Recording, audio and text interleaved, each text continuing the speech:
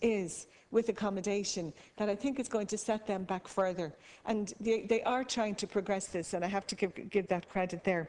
While aspects of homelessness are complex, we know that the solution, one of them anyway, is simple, which is to provide more housing with support. So I'm glad on that part that you're here today to answer this, and you might have some insight. Thank you, Deputy. Alice Dodge. I'd just like to thank Deputy O'Sullivan first for raising this issue. And in fact, I've just come from your constituency where Simon were opening a homeless facility for 12 people with support in your own constituency in Blessington Street. So I would agree with you that there's certainly very good work being done by a number of voluntary housing associations. It is never acceptable to have people sleeping on the streets. At this time of the year, more than any other, we seem to recognise a problem that endures throughout the year, every year. My department's role involves providing a national framework of policy, legislation and funding to underpin the role of housing authorities in addressing homelessness at local level. Statutory responsibility in relation to the provision of accommodation and related services for homeless people rests with the housing authorities, and the implementation of the homeless strategy at local and regional level is being carried out through the framework of statutory homelessness action plans adopted by housing authorities.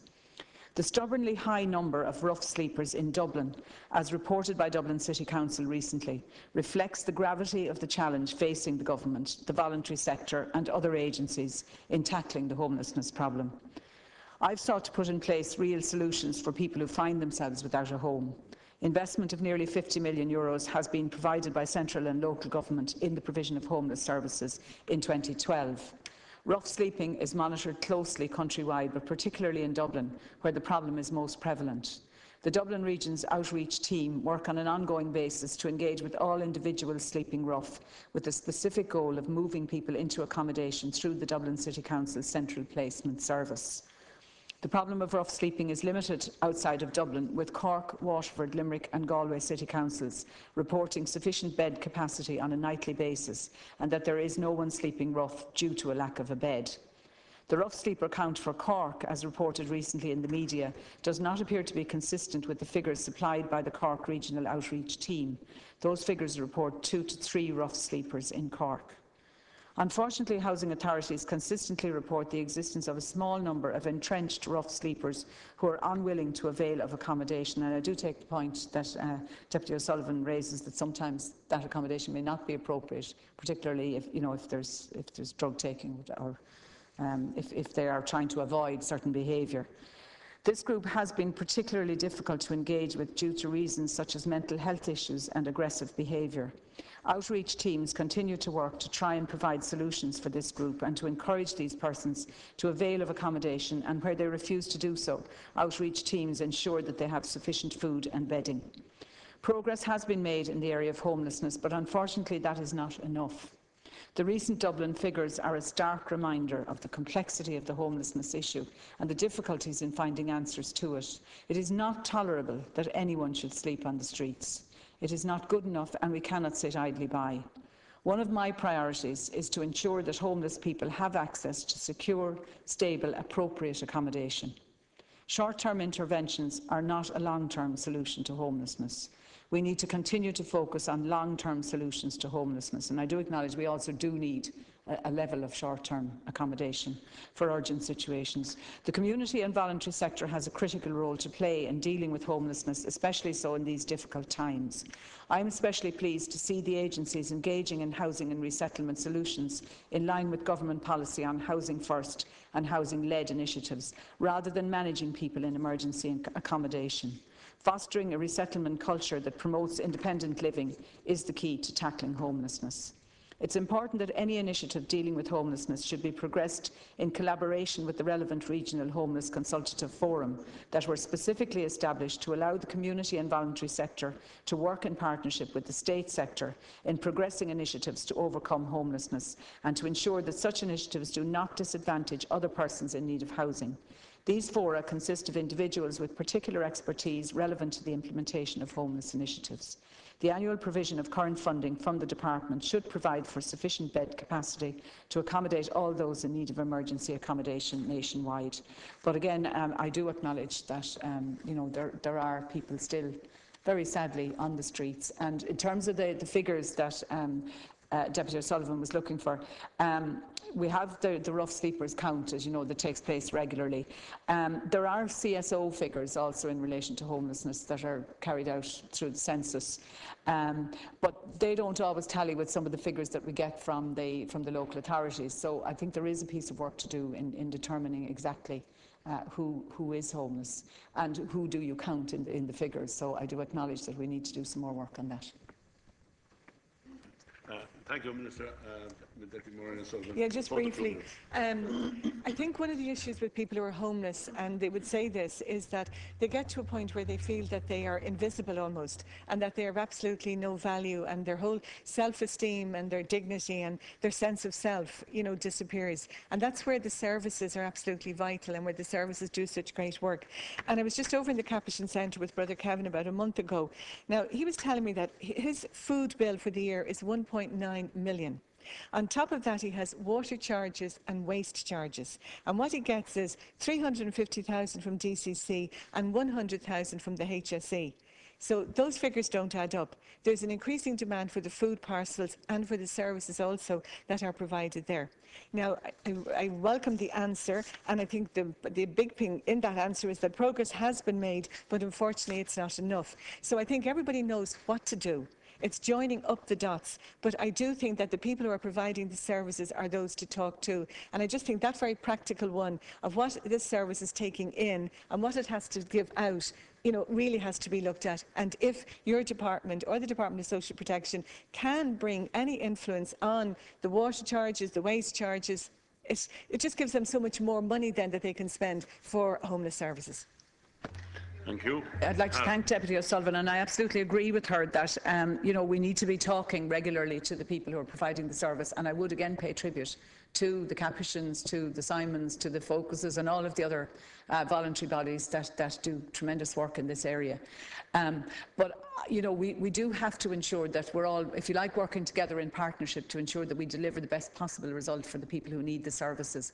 And one of the things that I really admire again about the voluntary sector is that they're providing now, as well as the emergency accommodation and the soup runs and all of the other things that they do, the supported going and helping people who are actually moved into whether it be a local authority home or a private rented home or whatever, that they actually go in and ensure that those people can maintain that home. And I think that's a crucial element of what's done as well. Thank you. Thank you, Minister. That concludes topical issues. And we now, before we move on to the resume business again, we have a message from Shannon Dail. Shannon Dail has passed the Equal Status Amendment Bill 2012 without amendment, and the Health Insurance Amendment Bill 2012 also without amendment.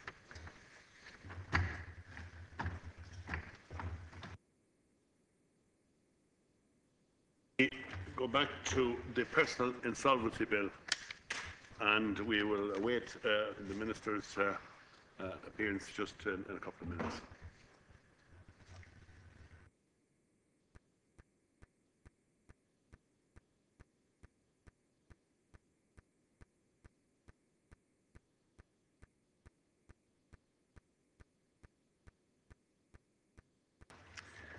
Shannon Amendment number 2 and 2 and 12 to 22 inclusive and 24 are related and will be discussed together. And the question is that the Shannon Amendment be agreed to. Is that agreed? Agreed. Shannon Amendment number 3. 3, 26, 27, 42, 44, 62, 64, 75, 76, 79, 116, 119, 128 and 131 are related and will be discussed together. Again, the question is that the Shannon Amendment be agreed to. Is that agreed? Agreed. Shannon Amendment number 4, as already discussed with 1, that the Shannon Amendment be agreed to. Is that agreed? Agreed. Shannon Amendment number 5. 5, 33, 38, 60, 114, 160 and 192 are related and will be discussed together. And the question is that the Shannon Amendment be agreed to. Is that agreed? Agreed. Shannon Amendment number 6. Number 6, 134, 135, 136 and 176 are related and will be discussed together. Question again is that the Shannon Amendment be agreed to. Is that agreed? Agreed. Shannon Amendment number 7, as already discussed with number 1, that the Shannon Amendment be agreed to. Is that agreed? Agreed. Shannon Amendment number 8, as already discussed with number 1, that the Shannon Amendment be agreed to. Is that agreed? Agreed. Shannon Amendment number 9, as already discussed with number 1, that the Shannon Amendment be agreed to. Is that agreed? Agreed. Shannon Amendment number 10. Number 10, 29, 36, 111, 112, 113, 157, 158 and 159 are related and will be discussed together. That the Shannon Amendment be agreed to. Is that agreed? Agreed. Shannon Amendment number 11. Number 11, 183, 230 to 242 inclusive and 245 are related and will be discussed together. That the Shannon Amendment be agreed to. Is that agreed? Agreed. Shannon Amendment number 12. As already discussed with number 2, that the Shannon Amendment be agreed to. Is that agreed? Agreed. Shannon Amendment number 13, as already discussed with number 2, that the Shannon Amendment be agreed to. Is that agreed? Agreed. Shannon Amendment number 14, as already discussed with number 2, that the Shannon Amendment be agreed to. Is that agreed? Agreed. Shannon Amendment number 15, as already discussed with number 2, that the Shannon Amendment be agreed to. Is that agreed? Agreed. Shannon Amendment number 16, as already discussed with number 2, that the Shannon Amendment be agreed to. Is that agreed? Agreed. And number 17, as already discussed with number 2, that the Shannon Amendment be agreed to. Is that agreed? Shannon Amendment number 18, as already discussed with number 2, that the Shannon Amendment be agreed to. Is that agreed? Agreed. Shannon Amendment number 19, as already discussed with number 2, that the Shannon Amendment be agreed. Is that agreed? Shannon Amendment number 20, as already discussed with number 2, that the Shannon Amendment be agreed to. Is that agreed? Shannon Amendment number 21, as already discussed with number 2, that the Shannon Amendment be agreed to. Is that agreed? Agreed. Shannon Amendment number 22, as already discussed with number 2, that the Shannon Amendment be agreed to. Is that agreed? Agreed. Shannon Amendment number 23. 23 Amendments 1 and 2 to Amendments 23, 30, 34, 37, 77 and 129 are related and will be discussed together. Is that agreed? That the Shannon Amendment be agreed? Is agreed. Slow down now, slow down. I have an amendment to the amendment there to be discussed. So number 23. Perhaps I should come in on 23, Chair. On that.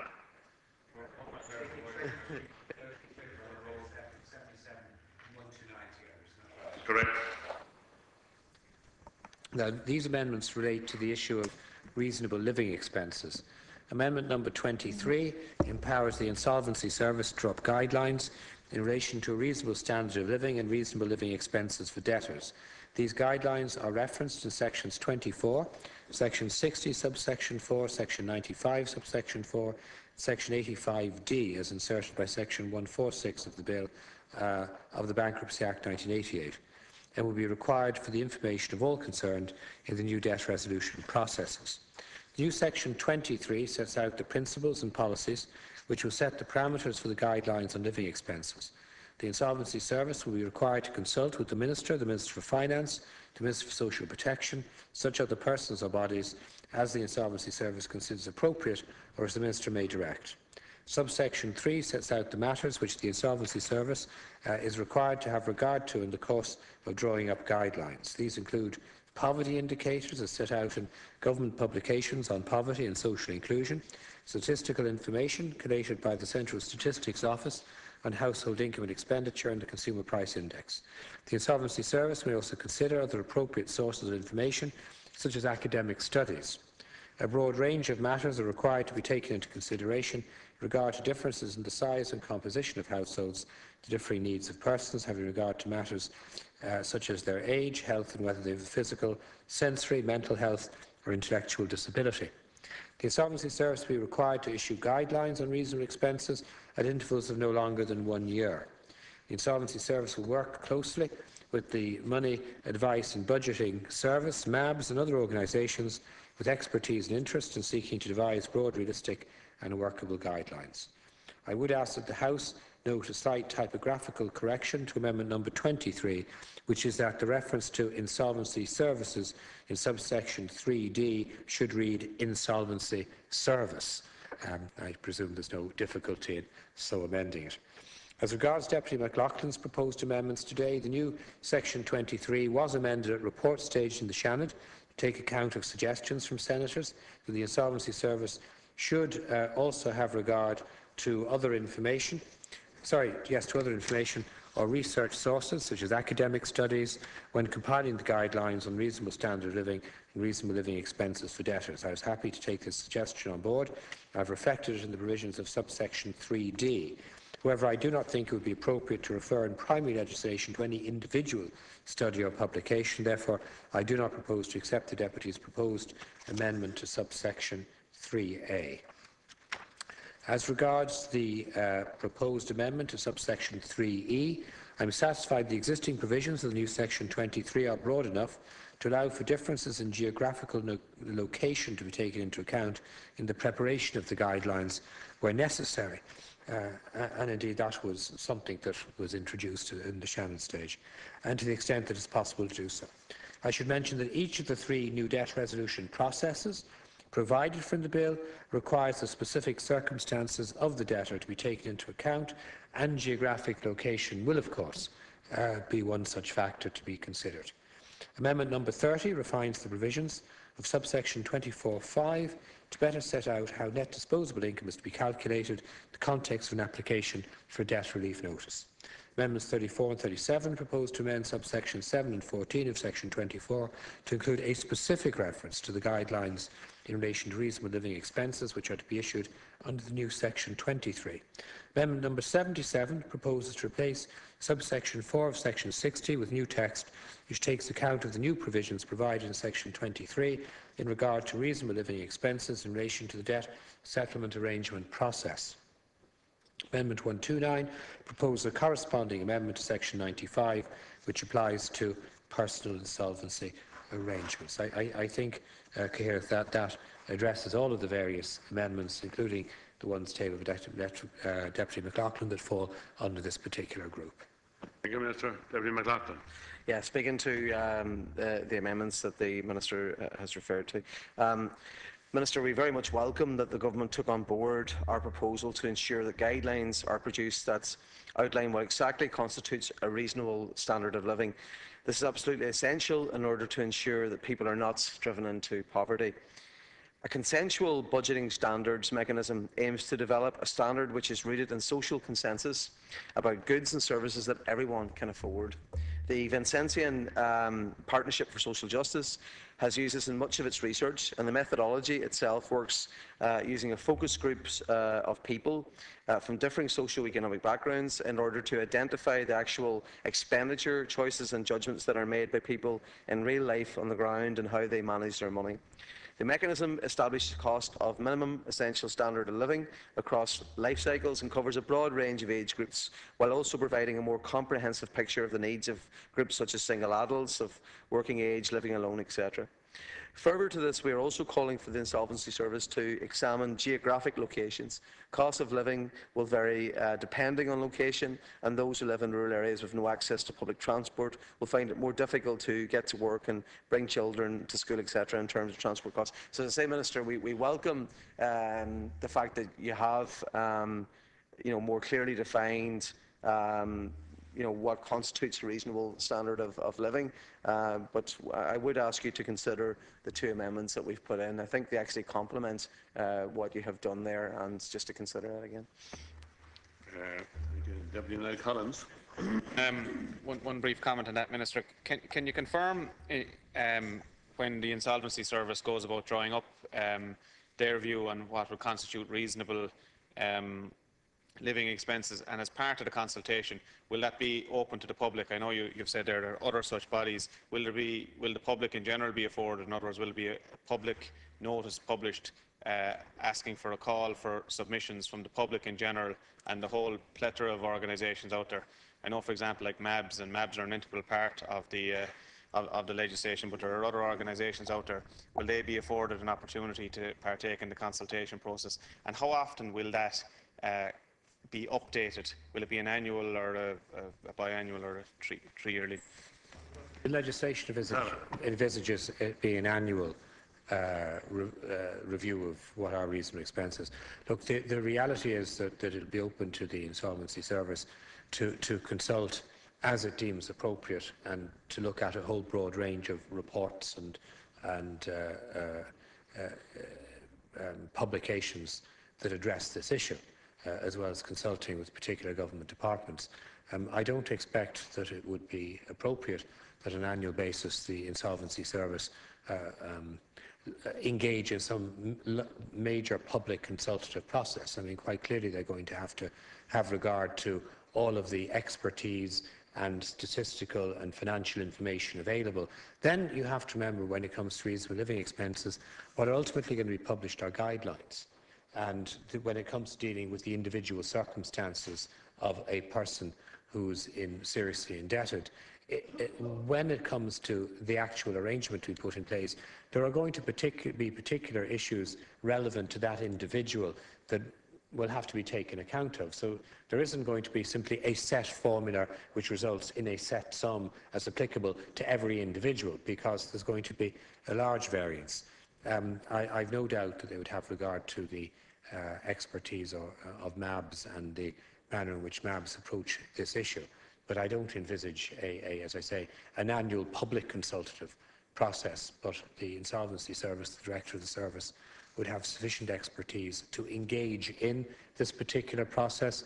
And also, you have to remember that when the guidelines are published, the Service will be the body to whom each non-judicial debt settlement is furnished for oversight and to essentially sign off on to ensure that issues are being appropriately dealt with. And I'm sure when it comes with experience, they're going to get insight into what arrangements are put in place with regard to different people's expenditure, and I would expect that would feed into any annual review that may take place of reasonable living expenses. They're going to be dealing with real people in real debt and in the context of their real debt settlement arrangements. They're going to, over a period, develop their own internal expertise in this area, and not clearly may well identify issues that repetitively arise that may not be contained in the first set of guidelines that are published. So I think there's adequate discretion vested in the Insolvency Service to ensure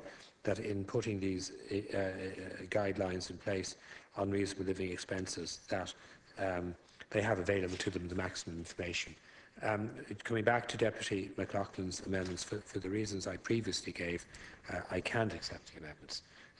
We have substantially added to the provisions that were in the bill as originally published, and I would be of the view they cover everything the Deputy McLaughlin was anxious about, in the sense that they clearly it's open to the agency to access any source material that's of assistance to it in addressing this issue, and in the circumstances I can't accept the amendments that have been tabled.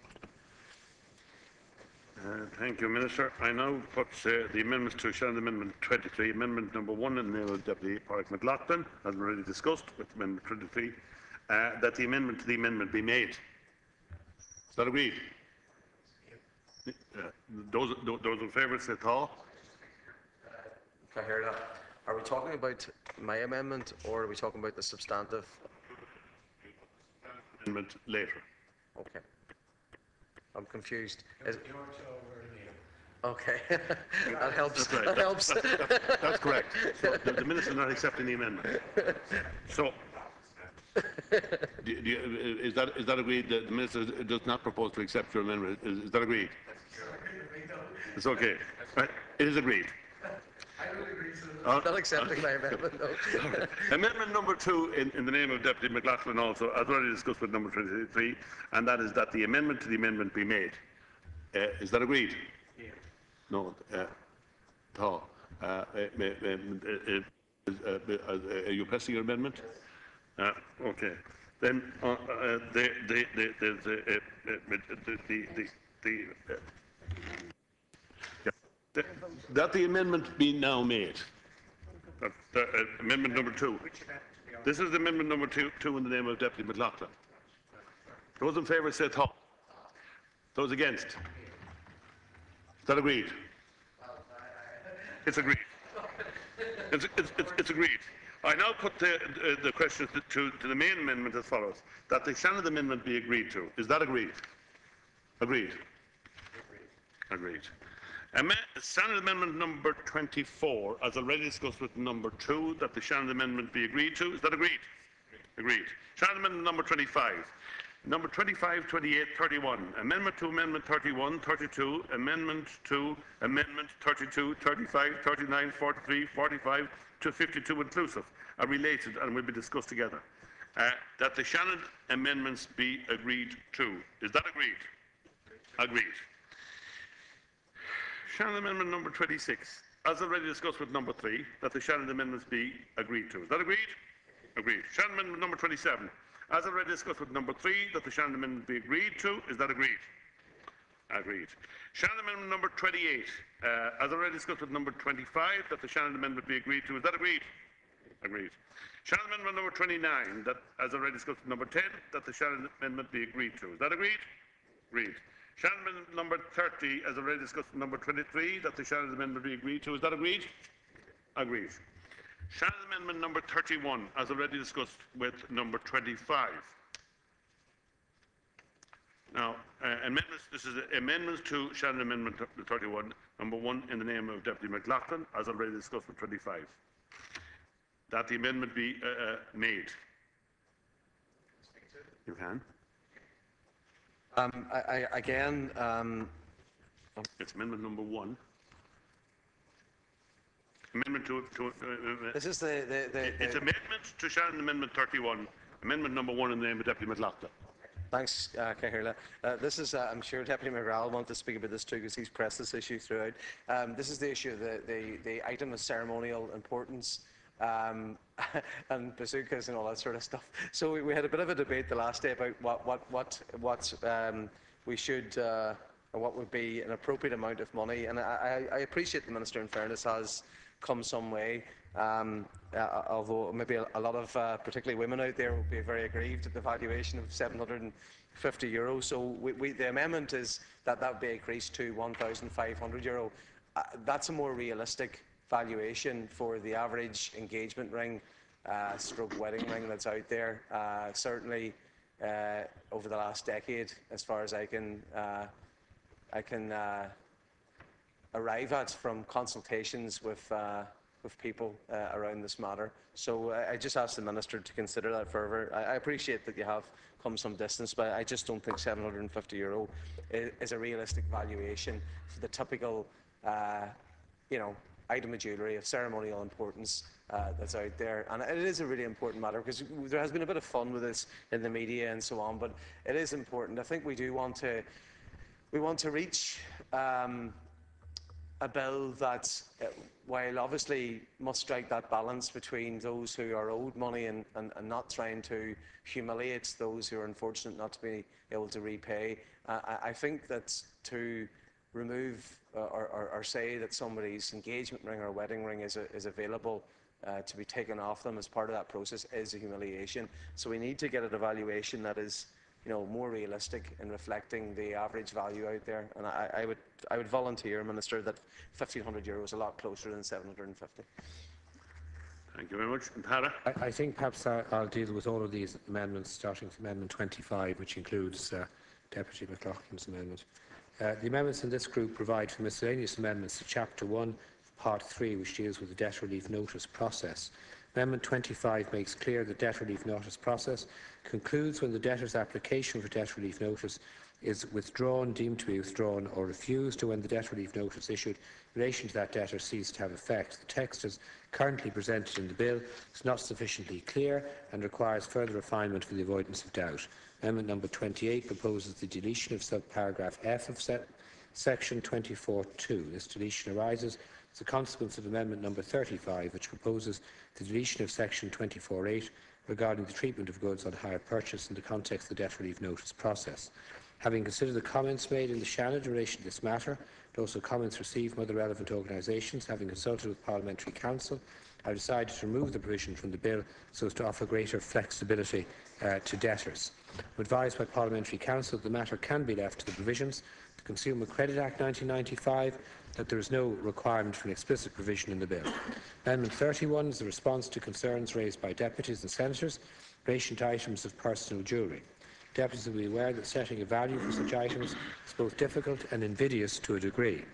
I am now providing an exemption from the asset test of €750 for one item of personal jewellery, provided the application itself does not settle the purchase cost of the item as qualifying debt.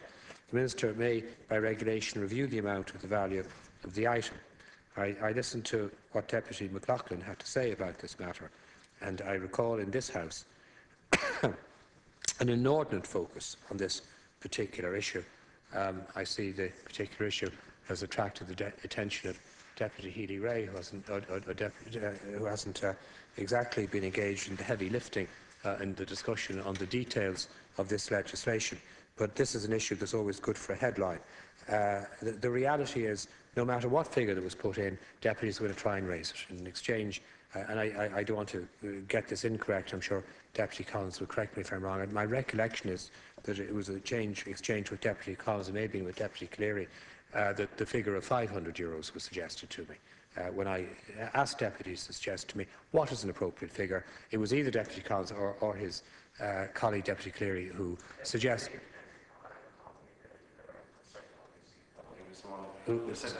Somebody suggested a figure of €500.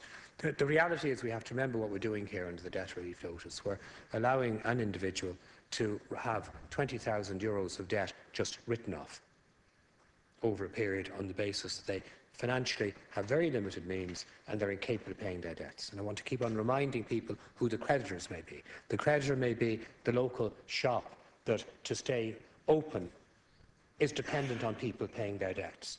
The creditors may be the local credit union, whose members, to maintain the financial viability of the credit union, actually do require that those who borrow money from the credit union repay their debts. The creditor could be a local self-employed painter and decorator who did work on someone's home for 2 or 3 weeks and who may be dependent on actually getting paid for the work they do to feed their spouse and their children. So let's be realistic about this.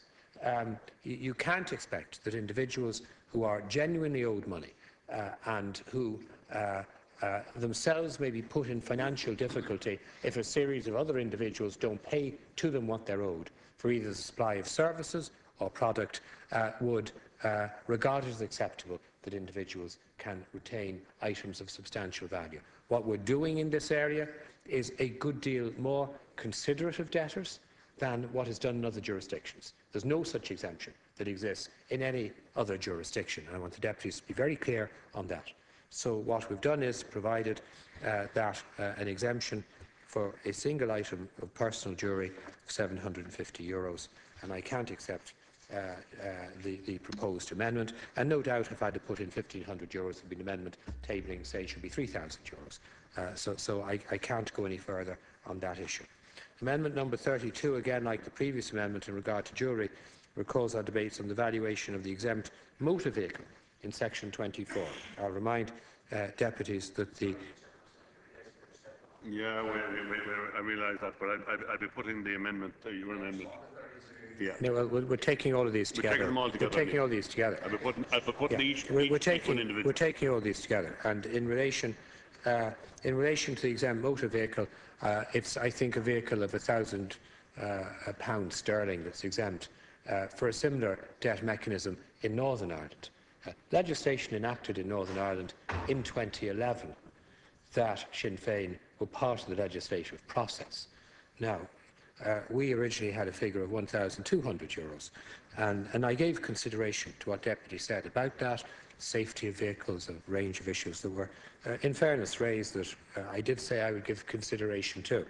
And having given the matter consideration, we've now increased the value to €2,000. So that's an exempt motor vehicle, not included as part of your assets. You can keep that whilst getting €20,000 of debt wiped out.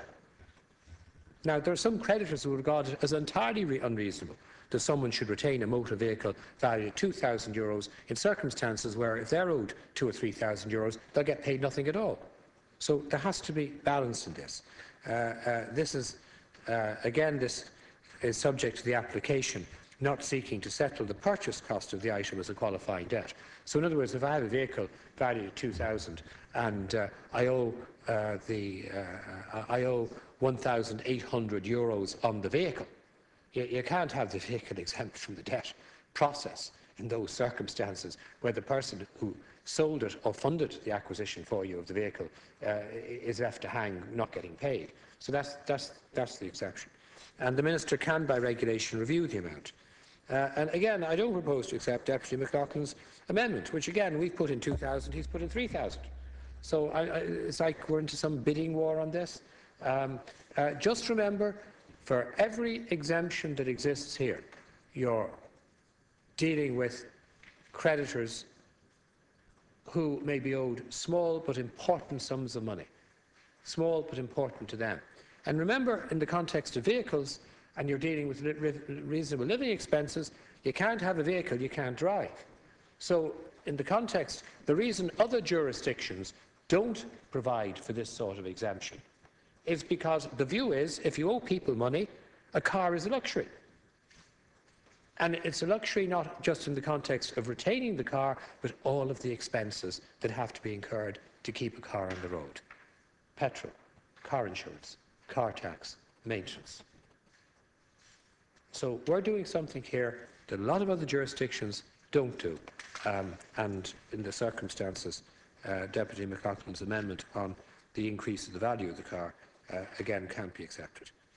Amendment number 39 proposes to set out more clearly the information which the debtor is required to provide to the approved intermediary in support. I think it would just be more practical to take these one by one. So a debate on that, 32 in the amendment, before we move on, because we're going into a whole straight area, and it just gives a chance to... I think maybe we might take the other ones first, and we'll finish with 31 and 32. I think, Chairman Kerr, the order of the House was that all these amendments would be taken together because they are interrelated. And obviously, Deputy McLaughlin should be entitled to come in and talk on the car issue. So it might just be helpful to members if I came to an end of this, because there is a connectivity between all of these amendments, which is why they've been grouped. And it also facilitates the discussion rather than us having a piecemeal discussion. I was dealing with Amendment 39, which proposes to set out more clearly the information which the debtor is required to provide to the approved intermediary in support of his or her application for debt relief notice. It also includes, at paragraph A4, additional text which places a notice on the debtor to inform the approved intermediary as to what efforts the debtor has made to reach alternative repayment arrangements with creditors prior to seeking a full write-off in the debt relief notice. While this may not be of significant concern as such, it serves as a useful indicator and could lead to a current or future money advice and budgeting service client for debt relief notice being potentially diverted into an acceptable repayment arrangement with creditors, and thereby avoid the process altogether and some of its consequences. This approach would complement current MAB strengths and involvement in debt resolution. Amendment 43 is a drafting amendment to require a debtor who applies for debt relief notice to make a statutory declaration as to the completeness and accuracy of his or her prescribed financial statement.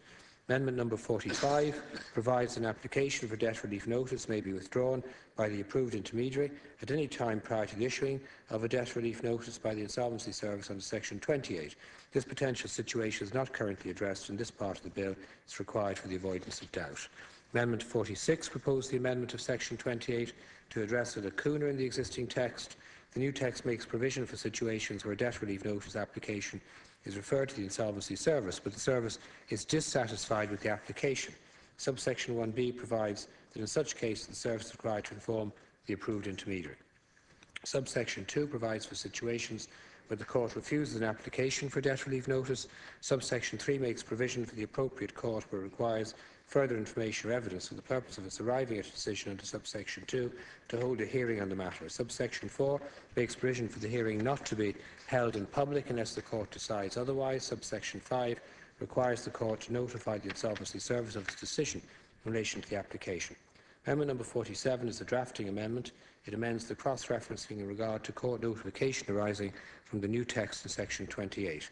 Both amendments 48 and 49 are technical drafting amendments to improve the presentation of the bill. Amendment 50 provides the replacement of the current subsections 3 and 4 in section 33.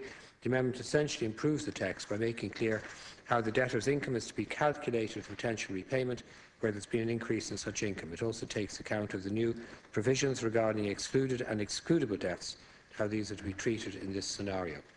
Amendment 51 is a drafting amendment. The previous provision concerned in section 34 is now to be dealt with by a revised section 35, provided for by Amendment 52, which improves the text of the existing section 35 in regard to situations of the debt relief notice process when a possible payment to creditors becomes available. The primary change is to mirror the now possible inclusion of certain previously excluded debts in a debt relief notice.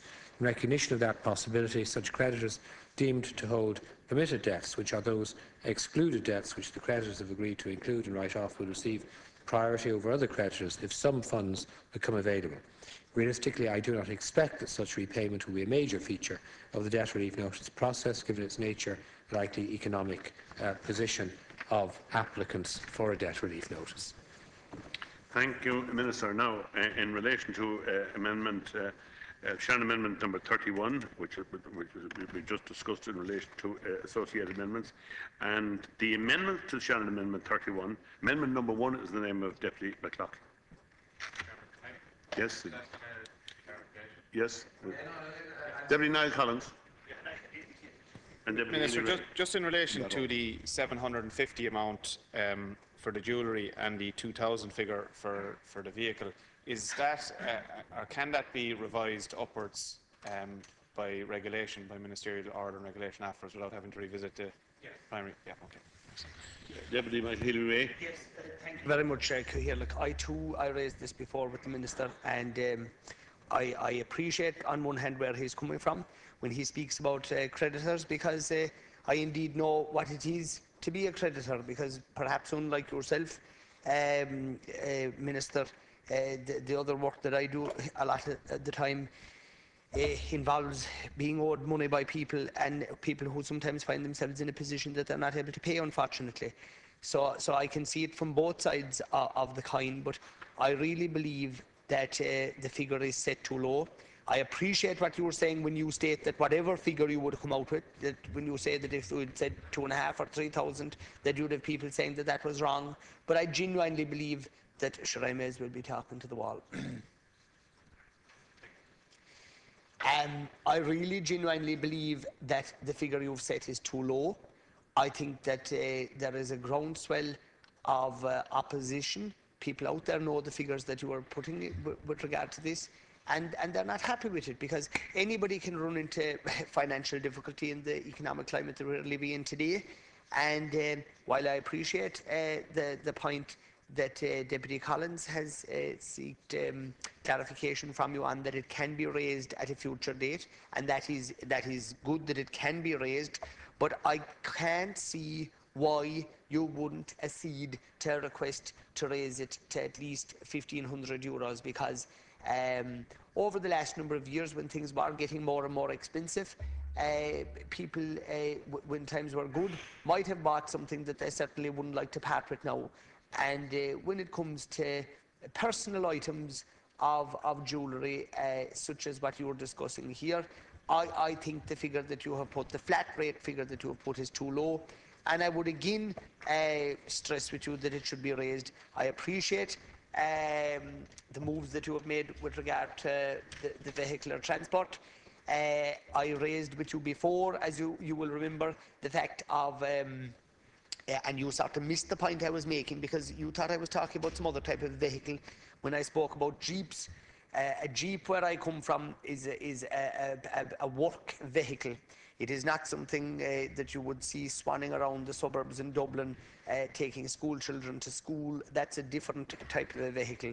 The work vehicles that I was speaking to at the time were things that contractors and farmers would have, and if they wanted to get their legs under them again and get back to work and try and get themselves to a better place if they were after running into financial trouble, one of the most basic things that they would need is a strong, suitable, sound piece of transport. Nothing fancy, Minister, nothing elaborate. It's just an ordinary, common work vehicle that any farmer or any contractor or any person involved in any line of work like that would need.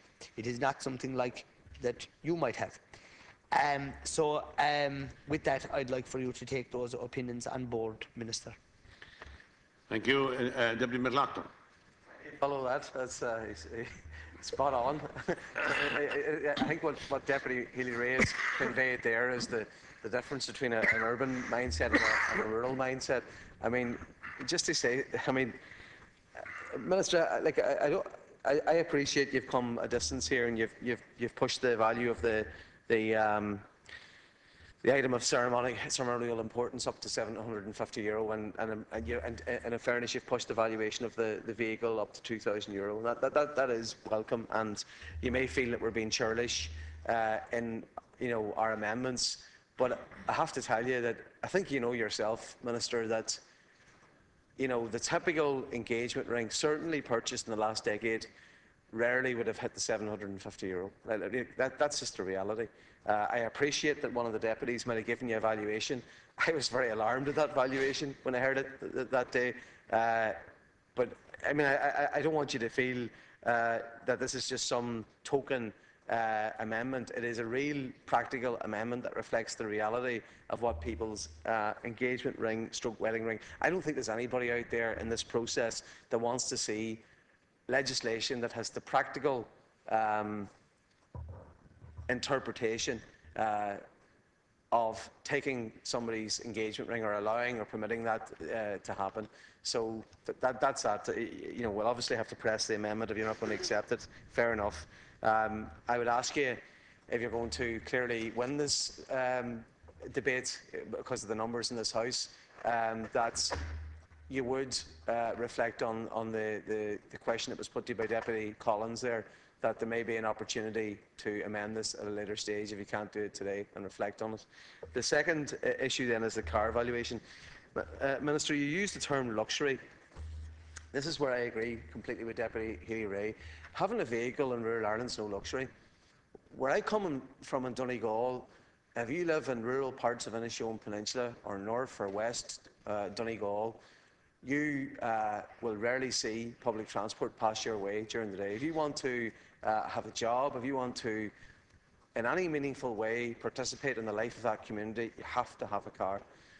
And I appreciate that you've moved towards €2,000. That's certainly a step in the right direction. But I mean, the type of car, when you pay your VRT allowance and so on in this state, and this state benefits from VRT against all European directives, we choose to have high VRT, which increases the value of our car. What you would get in the north of this island for £1,000 sterling, and what you'll get in this state for €1,200 are two very, very different things. But there is a step in the right direction. But this amendment, again, reflects the reality. We're rural people, Minister, with all due respect. We know the basic car that you would need to get by, or vehicle for that matter, to take on board the Jeep point that Deputy Healy-Rae makes, in order to actually survive and exist in the absence of public transport that has been there for so many years. I mean, all you need to do, Minister, is speak to one of your rural colleagues and ask them what would be, the basic car that we need to provide for the proper vehicle that we need to provide for in this legislation, taking into account the balance which you rightfully point out. And I appreciate what you're saying. It could be a local business, it could be the credit union, whoever it is that is looking for a balance to be struck, but nobody's looking for somebody to be humiliated or not to have the ability to, these people that we're talking about here are in financial hardship. We would like that they would have the ability, particularly in rural Ireland, that's what we're talking about with this amendment, to actually have the chance to get back into the world of work and to have those opportunities. So these amendments are real, practical amendments, Minister. They're not intended to disrespect the fact you actually have, in fairness to you, moved towards and taken on board what we said in early stages, and I commend you for that. I genuinely commend you, Minister, for taking on board the points we've made and not maintaining a stubborn position, but actually coming towards it. And I appreciate, Minister, that the valuation in terms of the ring came from a recommendation from a member in the opposition. I appreciate that. But all I'm saying to you, Minister, is I think in your heart of hearts you know that in both valuations it probably has not gone far enough. So if you're going to insist on not accepting them today, could you at least give us some reassurance that you will consider, as part of your ministerial right, to look at this in the near future again? That's all. Thank you. And Hannah. Respond to the deputies. I didn't say I regarded a car as a luxury. I said in other jurisdictions they regard cars as luxuries in circumstances where individuals are in serious debt. And in other jurisdictions, they take the view that if someone is in serious debt and if the debt is to be written off, it isn't reasonable that they continue to run a car and taken together with all the expenses involved in running the car. It's not just retaining the car and excluding it as an asset of value, it's all of the inherent expenses in continuing to run the car. Northern Ireland is as much a rural community as the Republic of Ireland is. So let's not look in two opposite directions on exactly the same issue.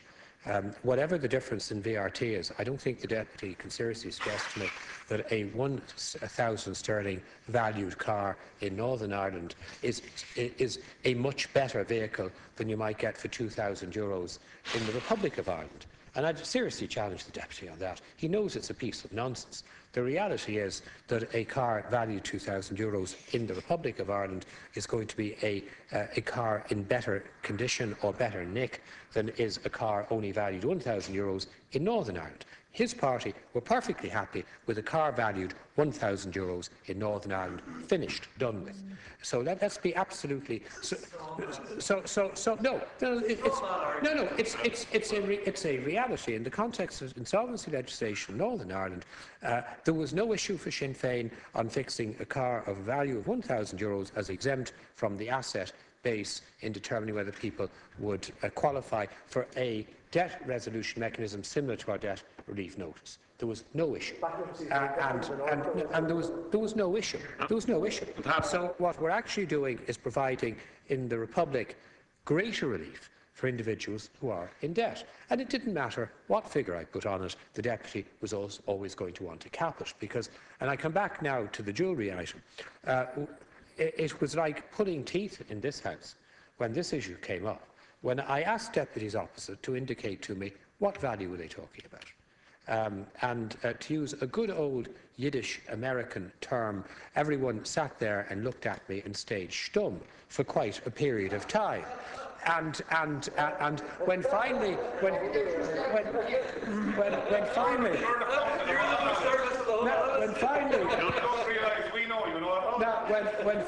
when finally the tooth was loosened, and a member of the opposition said €500, there was furious nodding going on in my direction from everyone opposite. I mean, there was no dissenters. I mean, there was not a single dissenter. Even Deputy Healy-Rae didn't dissent because he didn't have a figure either. But there was nodding going on and acknowledgements, because at that moment in time I was saying to deputies that I had a concern about such an exemption. I did point out, and I think I pointed this out in this House as well as the other House, that in practical terms, and to be realistic about this for a minute, in practical terms, in the few instances of bankruptcies that are occurring in the state, and there are about 30 a year under the law at the moment, in practical terms, in reality, creditors don't ask about the bankrupt individual's wedding ring. I mean, it's not part of the conversation. It's not part of the dialogue. It isn't perceived as something that people, in fact, address. And let's remember, it's one person who goes insolvent. So if a husband goes insolvent, it doesn't mean that the wife's wedding ring is brought into play. It isn't. Now, if an individual goes insolvent, their assets are part normally of the insolvency. But I'm not aware of this issue having actually created a problem in reality for anyone. It makes a great newspaper headlines, oh, terribly interesting. It may well turn out And I acceded to the wishes of deputies to designate a piece of personal jewellery that doesn't have to be ceremonial, by the way, a piece of personal jewellery as exempt from being counted as an asset. And I have some misgivings about it, because I think it may encourage creditors to ask for valuations in circumstances where up to now they wouldn't have actually approached that issue at all. So we're not necessarily travelling a route that is helpful to individuals in serious debt who are going to resort to this mechanism. I want to be clear about that. And I don't have a view about this from any ideological perspective. I have huge sympathy for anyone who finds themselves in serious debt. This legislation, let's not mislead about this, this legislation is about providing mechanisms that don't exist in this country at the moment to assist people in debt to work their way through debt, to facilitate debt being written off. We don't have a statutory mechanism whereby, without going into bankruptcy, if you owe debt, you can have it written off. You're going to have, under debt relief notice, the possibility of €20,000 of debt being written off within a short period of years. And then you can step away from it and get on with your life. And in effect, the creditors are burnt. It doesn't matter how meritorious the creditors are. They may end up getting absolutely nothing, and you can walk away. Now, we don't have that at the moment. This is of considerable assistance with the debt relief notice to people with very limited assets, very limited income, in facilitating them where they've made financial mistakes, because not everyone is a victim here. Some people who will benefit from this would have simply spent money they didn't have, or they would have spent unwisely. And creditors who may have, from the best of motives, given them credit, they're the people who are going to get burnt. So let's just remember this. Let's be balanced about this. So on this particular issue, we've included, at the urging of deputies opposite, and the urging of senators, a provision which exempts jewellery up to a particular value from being counted as an asset in the context of the debt relief notice mechanism. And deliberately, so that we're in a position to keep a watchful brief on how this works in practice, we've put in a provision which allows the amount to be amended by way of regulation, which is important. It's important for a whole series of reasons. Obviously, it's important where you set financial limits in primary legislation where it's appropriate to do so, to ensure you can deal with issues of inflation, that what you put into it doesn't, lose value as years pass. But I can't go any further than that on this issue. And I reiterate on the record of this House, I have reservations about addressing it at all, because I think in a broad range of circumstances where people are in financial difficulty, creditors wouldn't pursue this issue at all. Where someone, and I come back to it, but it seemed to be the only issue the media were interested in for a period when it came to this legislation. If somebody has a piece of personal jewellery that's worth hundreds of thousands, and before Deputy Healy-Rae shouts at me and says no one has those sort of items of jewellery, I'd challenge you, and don't be personal all the time, Deputy. It's not necessary. It's not necessary. It's not necessary to get a headline to be either abusive or personal. It's not necessary to be either abusive or personal. And you can't every time you come into the House, you can't resist it. You had your opportunity a moment ago. You had your opportunity, and you said what you wish. So please remain. You can't resist it. You can't, because it gets you a headline. It gets you a headline. Yeah. This is not a parish pump. Just have somebody go. It's unfortunate. Do that. Please.